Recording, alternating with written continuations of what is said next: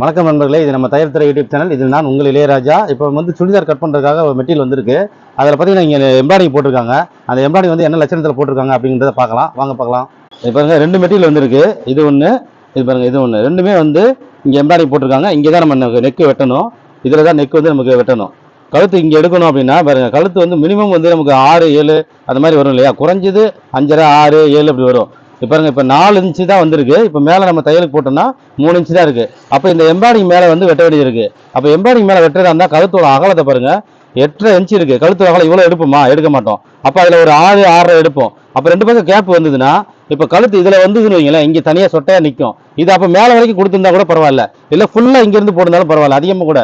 அதுவும் பண்ணாமல் இப்படியும் பண்ணாமல் எந்த ஒரு அறிவாளி மாதிரி பண்ணாருன்னு தெரியல.